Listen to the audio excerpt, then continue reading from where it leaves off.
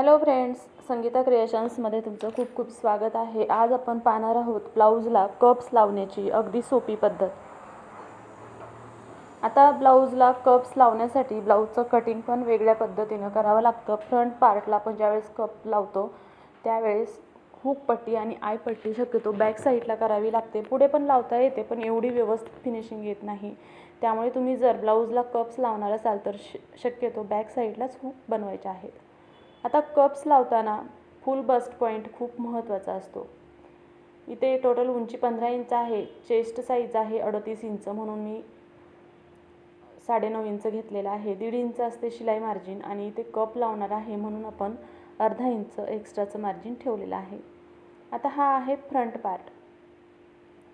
आता कप्स लावण्याची योग्य पद्धत पहा। इथे 9.5 इंच म्हणजे हा झाला छातीचा चौथा भाग, त्या खाली 1 इंचावरती मार्किंग करायचं, तो झाला फुल बस्ट पॉइंट। आणि या फुल बस्ट पॉइंटपासून खाली पुन्हा 1 इंचावरती मार्किंग करायचे आहे आणि या मार्किंगपासून खाली आपण कप्स लावणार आहोत। आता सेंटरमध्ये दोन्ही कपचं अंतर किती पाहिजे तर दोन्ही कपच्या मधलं अंतर 1 इंचाचं पाहिजे, म्हणजेच सेंटरपासून आपण 1 इंचावरती मार्किंग करून घेतलेलं आहे। आणि फुल बस्टच्या खाली जो 1 इंचावर मार्किंग केलेला आहे पॉइंट, तिथून आपण टक्सचं मार्किंग करायचं आहे। हा टक्स खाली घ्यायचा आहे दोन्ही बाजूने। आता हे मार्किंग मी दुसऱ्या बाजूने परत करणार नाही आहे, असं पलटून घेणार आहे। हे अशा पद्धतीने मार्किंग करून झालेलं आहे। तर आपण दुसऱ्या बाजूनेही हे मार्किंग डार्क करून घ्यायचं आहे आणि मग आपण टक्स टाकून घेणार आहोत। हे 3 इंचाचं मार्जिन राहते दोन्ही ब्लाऊजच्या मध्ये आणि अशा पद्धतीने दोन्ही बाजूने मी व्यवस्थित टक्स टाकून घेत आहे।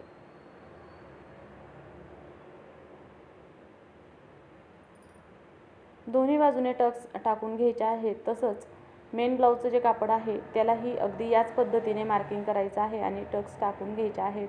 पण आता इथे मी जे ब्लाऊजचं कापड वापरणार आहे त्याला थोडंसं वर्क असल्यामुळे त्या ब्लाऊजला मला टक्स टाकता येणार नाही, तर आपण त्याचं आहे तसंच शिलाई करणार आहोत। तर आता हे टक्सचं मार्किंग करून झाल्यानंतर वरती आपण लावणार आहोत कप्स।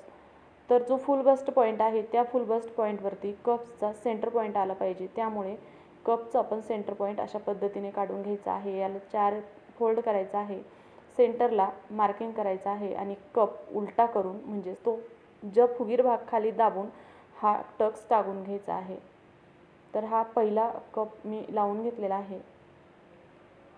तर आपण पाहूया दुसरा कप लावताना कशा पद्धतीने लावायचा। तो म्हणजे काय करायचं, जो सेंटर पॉइंट काढलेला आहे त्या सेंटर पॉइंटला दाबायचं आहे असं, आणि जो फुल बस्ट पॉइंट आहे तिथे ठेवायचा आहे।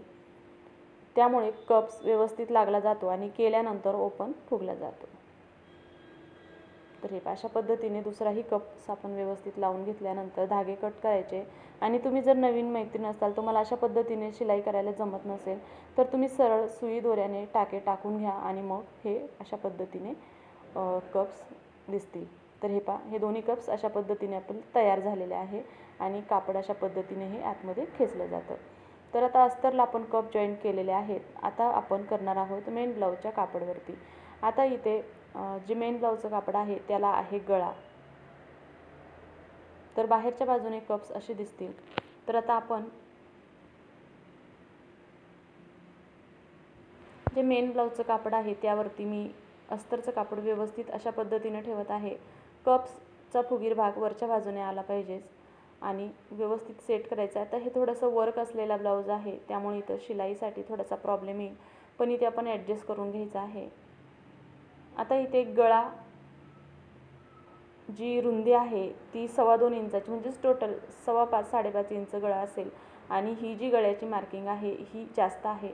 तर त्यावेळेस असं काहीतरी जुगाड करावं लागतं। आता मधला जो भाग आहे तो पिनने मी लॉक करून घेते, म्हणजे जसं आपला गळा आहे त्या पद्धतीने आपल्याला व्यवस्थित शिलाई करता येईल।